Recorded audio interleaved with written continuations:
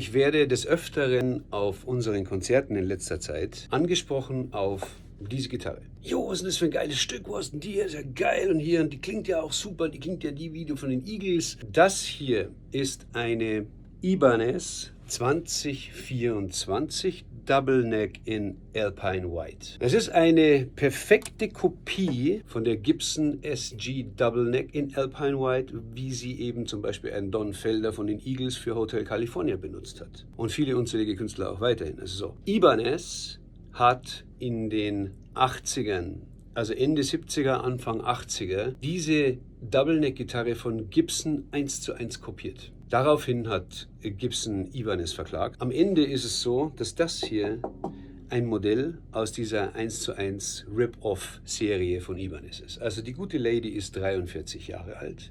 Alles an der Gitarre ist weitestgehend Standard. Das Einzige, was ich irgendwann gemacht habe, ist, ich habe diesen Schalter hier ausgewechselt. Das ist der Schalter, mit dem man die Sektionen umschalten kann. Aber ansonsten ist alles an der Gitarre immer noch original, so wie es immer war. Wenn sie jetzt nicht ganz geputzt ist, dann tut mir das leid, aber ich glaube, man kann sich darunter schon ein bisschen was vorstellen. Okay, was hat sie? Sie hat ein paar Lackplatzer. Das ist also ganz normales Natural Aging, würde ich sagen. Da habe ich überhaupt kein Problem damit. Von dem her stört mich das im allergeringsten. Sie ist groß, sie ist schwer. Sie hat ungefähr 7 Kilo und also einen ganzen Abend damit spielen brauche ich nicht, weil da bricht immer das Knack. Aber ansonsten für 2, 3 Songs geht sie und da klingt sie auch wirklich traumhaft gut. Und jetzt wisst ihr, was das für eine Gitarre ist, wenn ihr die jemals live seht bei einem Monaco Company Konzert. Hier haben wir sie. Ja? Ibanez 2024 Double Neck in Alpine White, 43 Jahre alt.